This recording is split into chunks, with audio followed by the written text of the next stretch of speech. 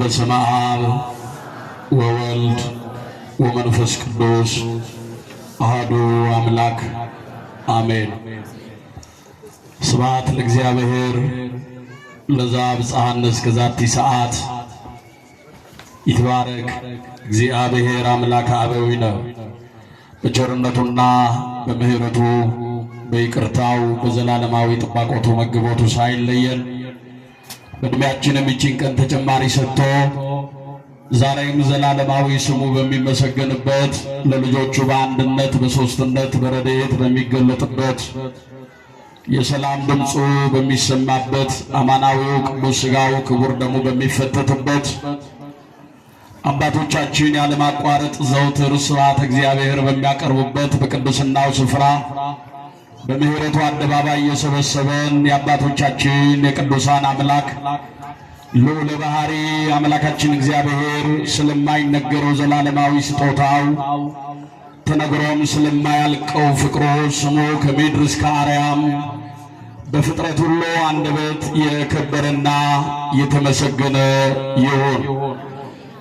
ክቡር አባታችን ሊቀ ጉባኤ ቆሞስ አባ ሰላማ መለስ የዚህ ታላቅና ታሪካዊ ቤተክርስቲያን ዋና አስተዳዳሪና የዚህ ቅዱስ ሕዝብ ጠባቂ የሁላችንም አባት ክቡራን የአዲስ አበባ ሀገረ ስብከት በኢትዮጵያ ኦርቶዶክስ ተዋሕዶ ቤተክርስቲያን የአዲስ አበባ ሀገረ ስብከት የየመምሪያው ልዑካን እንዲሁም የለሚ ኩራ ክፍላተ ከተሞች የየመምሪያው ልዑካን የገዳማትና የአድባራት አስተዳዳሪዎች መምህራነ ወንጌል ውሉደ ያሬድ ሊቃውንተ ቤተ ክርስቲያን አበው ካህናት ላይካነ ምስጢር ወንድሞች ዲያቆናት የሰንበት ትምህርት ቤት ወጣቶች ከገናናው መልአክ ከቅዱስ ሚካኤል ረድኤትና በረከት ሽታችሁ ከሩቅም ከቅርብም በዚህ በተቀደሰው ስፍራ የተገኛችሁ የሽበትን አክሊል የደፋችሁ አባቶቻችን እናቶቻችን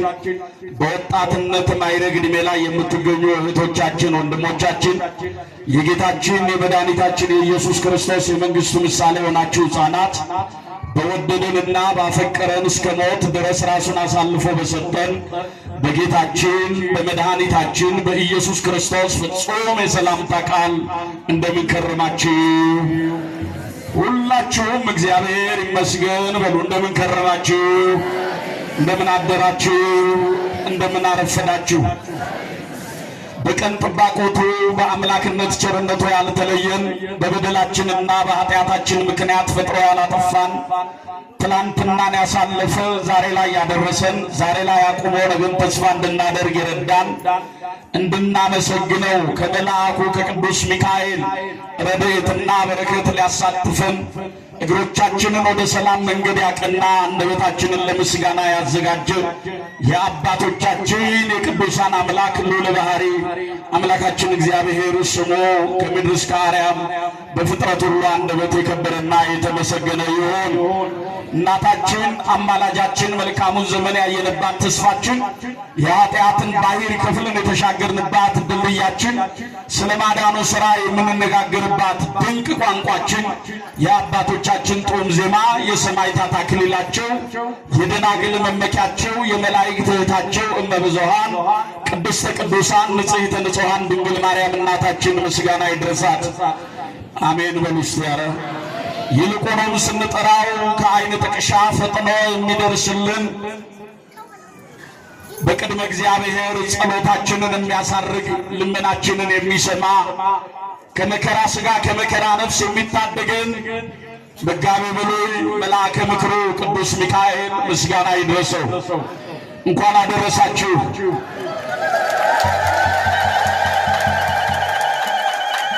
ደመናው ነው ፀሐዩ ነው ያደከማችሁ?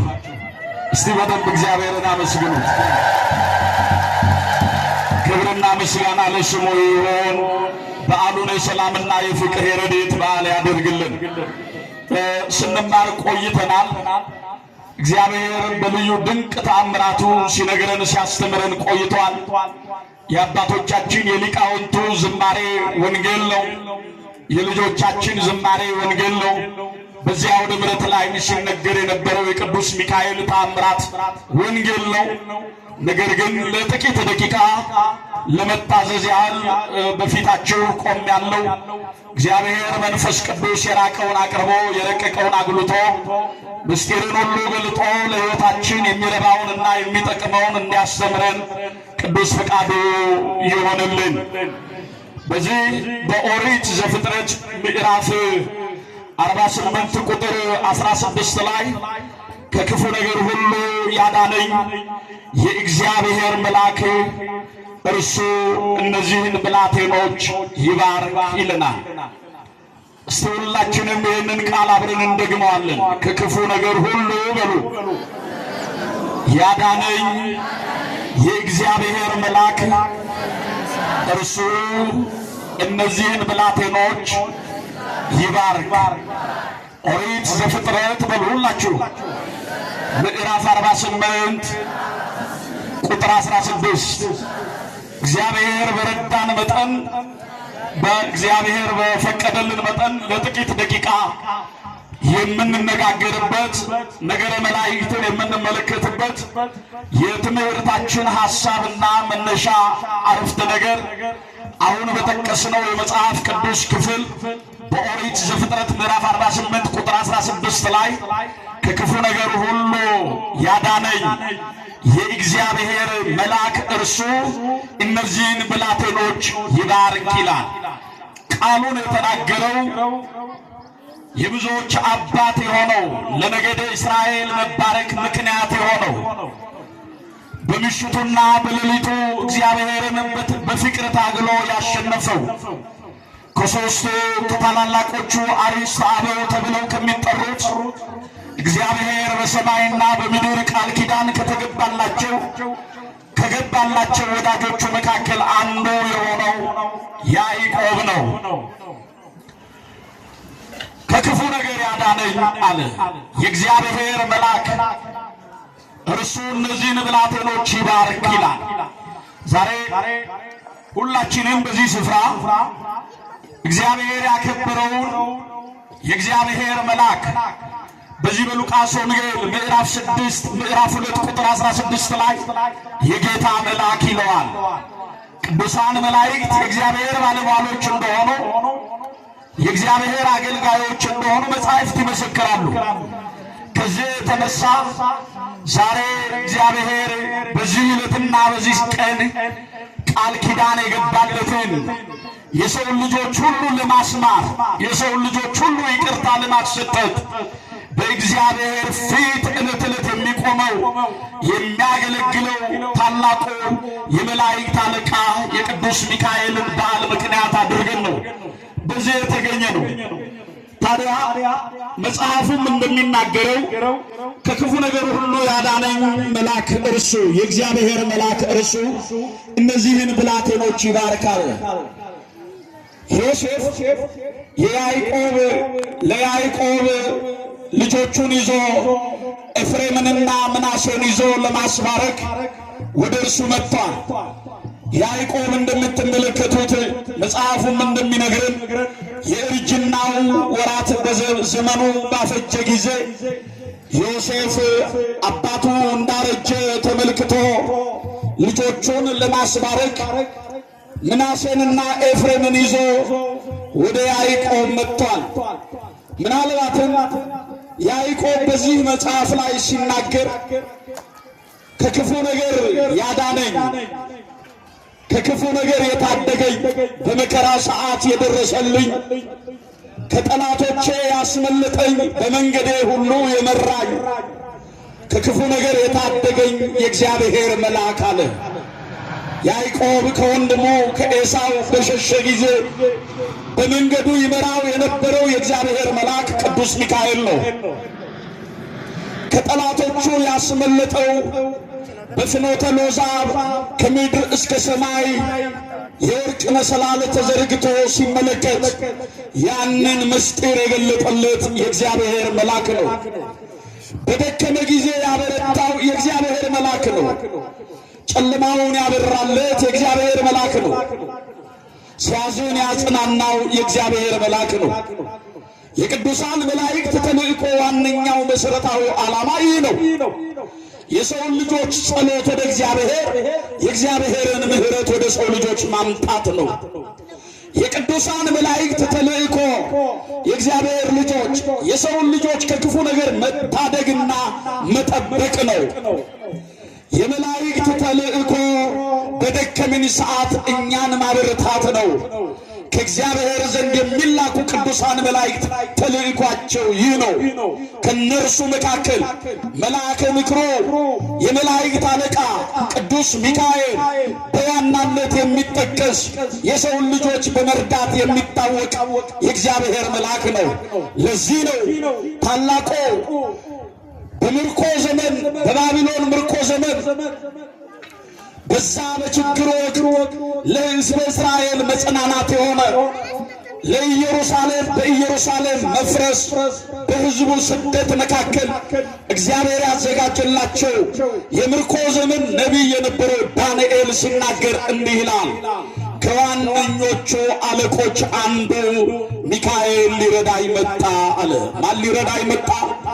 ቅዱስ ሚካኤል በሕይወታችን ይርዳን። አመስግኑላችሁ። ከዋነኞቹ አለቆች አንዱ ሚካኤል ሊረዳኝ መጣ አለ። ዳንኤልን የረዳ ቅዱስ ሚካኤል ነው። ከአናብስት አፍ የታደገ ቅዱስ ሚካኤል ነው። በጠላቶቹ መካከል ክብርን የሰጠው ቅዱስ ሚካኤል ነው። የእግዚአብሔር ልጆች ቅዱስ ሚካኤልን መቼም የኢትዮጵያውያን የዓመት አቆጣጠራችን ስንት ወራት ነው ያሉን? 12 ወራቶች አሉ። በእነዚህ በ12 ወራት እግዚአብሔር ለቅዱስ ሚካኤል ቃል ኪዳን ያልሰጠበት ጊዜና ወራትና ሰዓት ቀናት የሉ። በመስከረም 12 ፋሲለደስን ከመከራ ሥጋ የታደገበትን በዓል እናከብራለን። በጥቅምት 12 ነቢዩ ሳሙኤልን በነቢዩ በሳሙኤል አማካኝነት ዳዊትን ቅባ ነገሥት የቀባው ቅዱስ ሚካኤል ነው። የተራዳው መልአክ ቅዱስ ሚካኤል ነው። የእግዚአብሔር ልጆች በዚህ ብቻ አይደለም። ታኅሳስ 12 ዱራታዎስና ቴዎብስታን የረዳበት ዕለት ነው። በዚሁ በታኅሳስ 12 ኢትዮጵያዊውን ጻድቅ አባ ሳሙኤልን የታደገበት ያገለገለበት የጠበቀበት ወራት ነው። ጥር 12 ያዕቆብን ከኤሳው የታደገበት ያዳነበት በዓል ነው። ለዚህ ነው ያዕቆብ በምዕራፍ 48 ኦሪት ዘፍጥረት ምዕራፍ 48 ቁጥር 16 ላይ በመከራዬ ቀን በክፉ ቀን የታደገኝ የእግዚአብሔር መልአክ እነዚህን ብላቴኖች ይባርካል። ያ በመከራው ቀን የታደገለትን በጥር 12 ቀን የደረሰለትን የእግዚአብሔርን መልአክ ቅዱስ ሚካኤልን ያዕቆብ ጠራው። እንዲሁም ይላል ያዕቆብ ሲናገር የአባቶቼ የአብርሃም የይስሐቅ አለ። ራሱን አልጠራ። እግዚአብሔር እኔ የአባቶቻችሁ የአብርሃም የይስሐቅ የያዕቆብ አምላክ ነኝ አለ እግዚአብሔር። ያዕቆብ ግን ሲናገር አባቶቹን አስቀድሞ ራሱን አሳንጾ በመልአኩ ይባረክ ዘንድ የመልአኩን የቅዱስ ሚካኤልን ተራዳይነት ሲጠይቅ የአባቶቼ የአብርሃም የይስሐቅ አለ። በዚህ ቀን ጥር 12 ቀን ያዕቆብን የተራዳበት ዕለት ነው። የካቲት 12 አንድ ችግረኛ ሰው ያለ ሥራ ቁጭ ብሎ ሳለ ቅዱስ ሚካኤል ምግብ እየመገበው የደከመ ጉልበቱን እያበረታው ተስፋ የቆረጠ ማንነቱን ያጸናበትና የቅዱስ ሚካኤል ተራዳይነት የተገለጠበት ዕለት ነው። ከፍ አድርጉና እግዚአብሔርን አመስግኑ። መጋቢት 12 ደግሞ ኢአማኒ የነበረውን ቂሶንን ወደ ክርስትናው የመለሰበት ልዩ ገቢረ ተአምራትን ያደረገበት በዓል ነው። ሚያዝያ 12 ነቢዩ ኤርምያስ በአመፀኛው ሴዴቅያስ እጅ በወደቀ ሰዓት የታደገበት ቅዱስ ሚካኤል ፈጥኖ የረዳበት ዕለት ነው። ምን ላይ ደረስን? ሚያዝያ 12 ግንቦት 12 ነቢዩ ዕንባቆም በነቢዩ በዕንባቆም ፊት ተገልጦ ለተራባ አናብስት የተጣለውን ዳንኤልን በባቢሎን ምርኮ ውስጥ የነበረው በአንበሶች ጉድጓድ የወደቀው ምን እበላለሁ ብሎ የተጨነቀው ዳንኤልን በነቢዩ በዕንባቆም አማካኝነት የመገበበት ዕለት ነው። ብርሃናዊው መልአክ የተራበች ነፍሳችንን ይመግብልን። ብርሃናዊው መልአክ ካስጨናቂው ከመከራ ሥጋ ከመከራ ነፍስ ይታደገን። የዛሬው ሰኔ 12 አፎምያን ከሰይጣን ከዲያብሎስ ማታለል የታደገበት ታላቅ በዓል ነው። እንዲሁም ባሕራንን እናትም አባትም ወገንም ዘመድም ሆኖ ሞት የታወጀበትን ባሕራንን ሞቱን በሕይወት ቀይሮ ጥፋት የታወጀበትን ባሕራንን እግሮቹን ከመሰናክል ጠብቆ ከዛች ከደሃ መበለት የተገኘውን ባሕራንን ያለ አባት ያደገው ባሕራንን አባት ሆኖ ወግ ማዕረግ አሳይቶ በሀብት በረድኤት ጎብኝቶ ከእግዚአብሔር ዘንድ የተላከው መልአክ ቅዱስ ሚካኤል ዛሬ ባሕራንን የተራዳበትና እናትም አባትም ሆኖት ሰርጉን ድል አድርጎ ደግሶ የዳረበት ዕለት ነው። ክብር ምስጋና ለቅዱስ ሚካኤል ይሁን። የመጨረሻው ነሐሴ 13 12 ንጉሥ ቆስጠንጢኖስን የተራዳበት የፋርሳውያንን ክፋት ያስወገደበት በፋርሳውያን ፊት ክብርና ኃይል ሆኖ የተገለጠበት ዕለት ነው። ይሄ ነው እንግዲህ የእግዚአብሔር ልጆች መጽሐፍ እንደሚናገረው ከክፉ ነገር ሁሉ ያዳነኝ የእግዚአብሔር መልአክ እርሱ አለ። የማን መልአክ ንገሩኝ እስቲ? የእግዚአብሔር መልአክ ከክፉ ነገር ይታደጋል። የእግዚአብሔር መልአክ ከክፉ ነገር ይጠብቃል። ሚካኤል ማለት ማን እንደ እግዚአብሔር ማለት ነው። ማን እንደ እግዚአብሔር የዋህ፣ ማን እንደ እግዚአብሔር ጻድቅ፣ ማን እንደ እግዚአብሔር ርኅሩህ፣ ማን እንደ እግዚአብሔር ኃያል፣ ማን እንደ እግዚአብሔር ብርቱ ማለት ነው። ከሰባቱ ሊቃነ መላእክት መካከል አንዱ የሆነው የመላእክት አለቃ ቅዱስ ሚካኤል ዛሬ በዓሉን የምናከብረው ስለ 6 ነገር ነው። ስለ ስንት ነገር ነው? ተናገሩ። 6 ነገሮችን ምክንያት አድርገን ነው።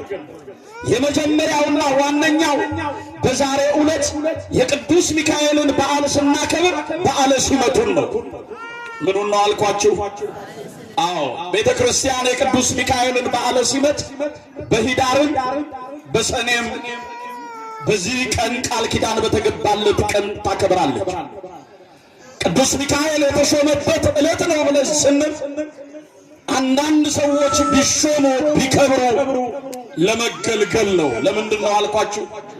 እኛ ብንሾም ብንከብር ከወደቅንበት ብንነሳ በስልጣን ማማ ላይ ብንቀመጥ በሾመን ሕዝብ ላይ ልንገለገል እንጂ ልናገለግል አይደለም።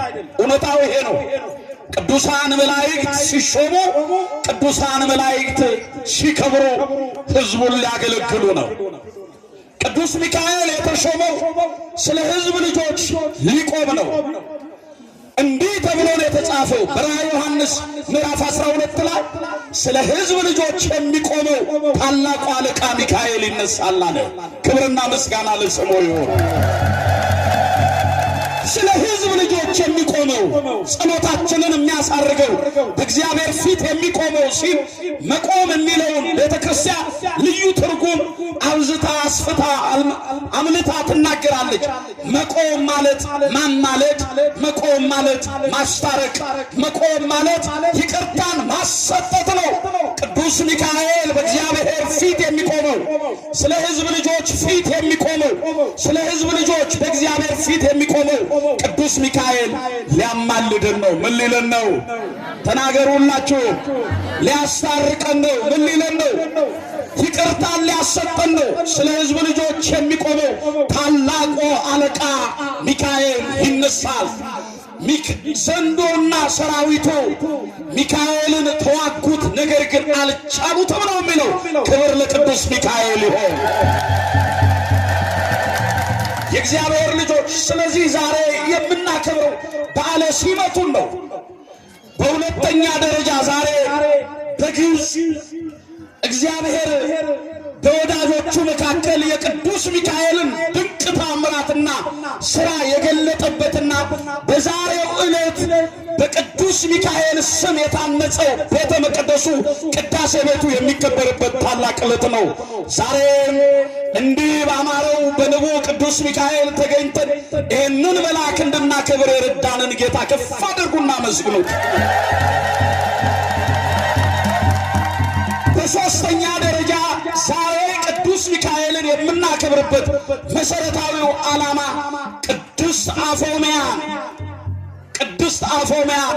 ከጠላት ማታለል ከዲያብሎስ ሽንገላ የታደገበትና ጠላቷ ዲያብሎስን ያንበረከከበት ለእርሷም በምልጃና በረድኤት የተገለጠበት ዕለት ነው። እንኳን አደረሳችሁ።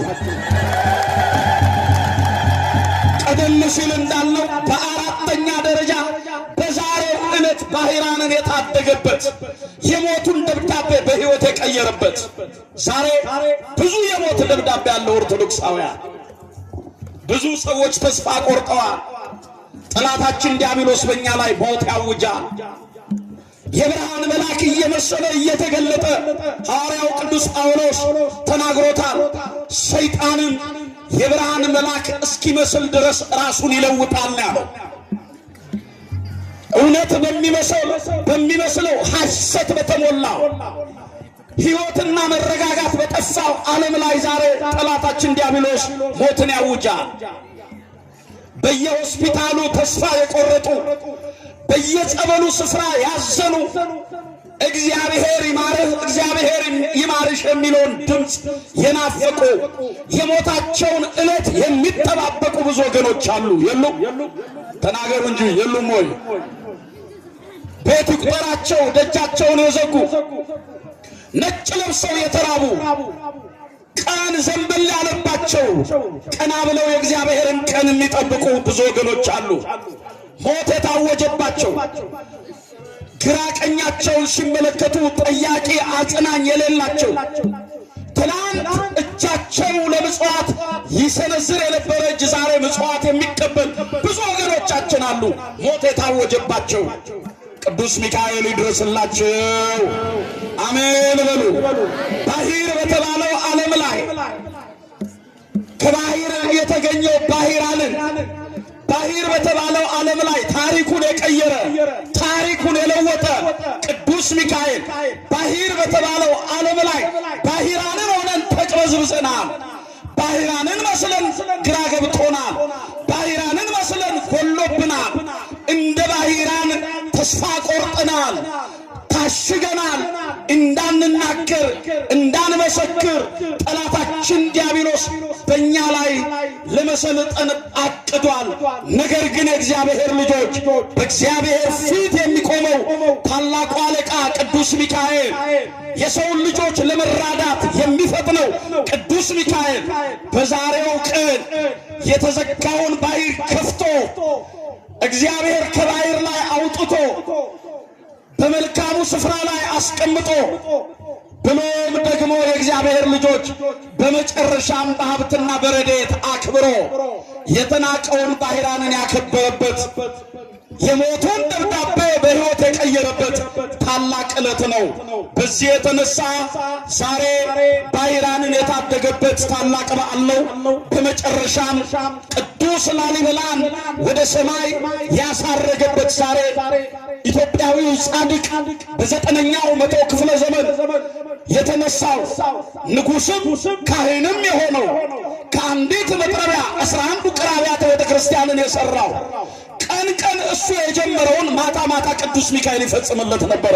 ክብር ምስጋና ለስሙ ይሁን። ቀን እሱ የጀመረውን ሌቱን ቅዱስ ሚካኤል እያጠናቀቀለት ያድራል። በዘጠነኛው መቶ ክፍለ ዘመን የተነሳው ቅዱስ ላሊበላን ይረዳው፣ ይጠብቀው፣ ይንከባከበው የነበረው መልአክ ቅዱስ ቅዱስ ሚካኤል ነው። በዛሬው ዕለት ንጉሥ ላሊበላ ጻድቁ ላሊበላ ዕረፍቱን አረፍተ ዘመን በገታው ጊዜ እግዚአብሔር በወዳጁ በእግዚአብሔር ፊት ቆሞ ያስታርቀው ዘንድ ነፍሱን ያሳረገ በይባቤ መላእክት የተቀበለ እያሸበሸቡ መላእክት ነፍሱን ወደ አምላኩ ሲወስዱ ይራዳ የነበረው መልአክ ቅዱስ ሚካኤል ነው። ከፍ አድርጉና መስግኑት። የመጨረሻው የዛሬው በዓል የምናከብርበት ዋነኛውና መሰረታዊው ዓላማ ለሰው ልጆች ሁሉ ምህረትን የጠየቀበት ዕለት ነው። ለሰው ልጆች ሁሉ ምህረትን መጠየቅ ብቻ አይደለም፣ ምህረትን ያሰጠበት ዕለት ነው። ክብርና ምስጋና ለስሙ ይሁን። ሩሩ መልአክ፣ ደጉ መልአክ፣ የዋሁ መልአክ ማን ነው? ቅዱስ ሚካኤል። ለሰው ልጆች ሁሉ ይቅርታን ያሰጠበት ዕለት ነው። ሊቁ ቅዱስ አባ ጊዮርጊስ ዘጋስጫ ሲናገር እንዲህ ነው የሚለው፣ ከእህትህ ከማርያም በቀር እንዳንተ ያለ ሩሩና ደግ መልአክ የለም አለ። ክብርና ምስጋና ለስሙ ይሁን። ከእህትህ ከማርያም በቀር አለ። እመቤታችንን አስቀደመና እንደ እህትህ እንደ ማርያም አለ። እህትነ ይሏታል መላእክት፣ እህታችን ሰውና እግዚአብሔር የታረቁባት፣ ሰማይና ምድር የመሰከሩባት፣ የመላእክት እህት፣ የቅዱሳን ወዳጅ፣ የሰማዕታት አክሊል፣ የአባቶቻችን ተስፋ የሆነችውን እመቤታችንን ሊቁ ቅዱስ ዮሐንስ ማነው አባ ጊዮርጊስ ሲናገር እንደ እህትህ እንደ ማርያም አለ። እንደ እህትህ እንደ ማርያም የዋህና ደግ መልአክን አለ። የዋህና ምንድነው አለ? ደግ መልአክን አለ። ሚካኤል ደግ መልአክ ነው። ሚካኤል ሩሩህ መልአክ ነው። ሚካኤል በቅድመ እግዚአብሔር የሚቆምልን መልአክ ነው። ሚካኤል የሚያስታርቀን መልአክ ነው። ሚካኤል በጭንቀታችን ሰዓት የሚደርስልን መልአክ ነው። ሚካኤል ከውድቀታችን የሚያነሳን መልአክ ነው። ሚካኤል ከሰማይ መናን እያዘነበ ሕዝቡን ይመራ ለነበረው ለሕዝበ እስራኤል ይታደጋቸው የነበረ መልአክ ነው። የጠላቶቻችንን ሰፈር ጨለማ፣ የእኛን መንገድ ብርሃን የሚያደርግ የእግዚአብሔር መልአክ ነው። ክብርና ምስጋና ለስሙ ይሁን። ለዚህ ነው ነቢየ እግዚአብሔር ቅዱስ ዳዊት በመዝሙር 33 ቁጥር 7 ላይ ይታየን መልአከ እግዚአብሔር አውዶሙ፣ የእግዚአብሔር መልአክ እግዚአብሔርን በሚፈሩ ሰዎች ዙሪያ ይሰፍራል አለ። ማንን ንገሩኝ? በማርያም ጨርሻለሁ። ማንን በሚፈሩ ንገሩኛ? እግዚአብሔርን በሚፈሩ ሰዎች ዙሪያ የእግዚአብሔር ልጆች እግዚአብሔርን በመፍራት እንድንወጣ፣ እግዚአብሔርን በመፍራት እንድንገባ፣ እግዚአብሔርን በመፍራት እንድንመላለስ ማን ይርዳን? ማን ይርዳን? የጥበብ ሁሉ መጀመሪያ ማንን መፍራት ነው? እግዚአብሔርን መፍራት ነው። እግዚአብሔርን በመፍራት የሚጀምር ሃይማኖት እግዚአብሔርን በማክበር ይጠናቀቃል። አዎ እግዚአብሔርን በመፍራት የሚጀምር ሃይማኖት እግዚአብሔርን በማክበር ይጠናቀቃል። እግዚአብሔርን በሚፈሩ ሰዎች ዙሪያ ደግሞ የሚሰፍሩ ቅዱሳን መላእክት ናቸው። ለዚህ ነው የእግዚአብሔር መልአክ እግዚአብሔርን በሚፈሩ ሰዎች ዙሪያ ይሰፍራል ያድናቸውማል አለ። ምን ይላቸዋል? ንገሩኝ በማርያም። ለዚህ ነው ከክፉ ነገር የታደገኝ የእግዚአብሔር መልአክ አለ ያዕቆብ። ከክፉ ነገር የታደገኝ፣ ከክፉ ነገር የሚታደገን የእግዚአብሔር መልአክ እግዚአብሔርን በሚፈሩ ሰዎች ዙሪያ ይሰፍራል ያድናቸውማል አለ። ዛሬ እግዚአብሔርን በመፍራት እየተመላለስን ከሚያስፈራው ዓለም እግዚአብሔር እንዲጠብቀን፣ እግዚአብሔርን በማክበር እየተመላለስን እግዚአብሔርን ከማያከብረው ዓለም እንዲታደገን፣ እግዚአብሔርን በመውደድ እየተመላለስን እግዚአብሔርን እና በጎ ሥራውን ከሚጠላው ዓለም እየራቅን በፍቅርና በአንድነት እንድንኖር ማን ይርዳን? ማን ይርዳን? የቅዱስ ሚካኤል አምላክ የዓመት ሰው ይበለን።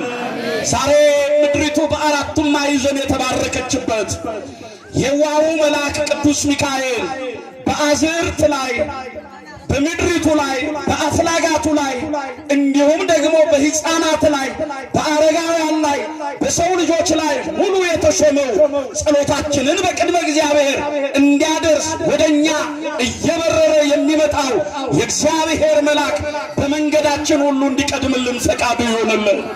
አዎ ስላንተ መልአኬን እልካለሁ ወዳዘጋጀውልህ ስፍራ ያገባህ ዘንድ ስላንተ መልአኬን እልካለሁ ተብሎ የተነገረው የእግዚአብሔር መልአክ ወደ ሕይወታችን እንዲላክ ወደ አሰብናት ወደ አቀድናት ወደ ምንፈልጋት ወደ ሰማያዊቷ ኢየሩሳሌም ሰማያዊት እንዲያደርሰን ቅዱስ ፈቃዱ ይሆንልን።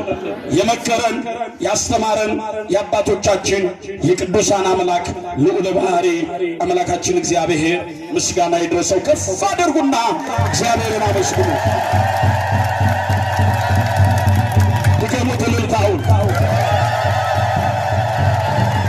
ለሶስተኛ ጊዜ።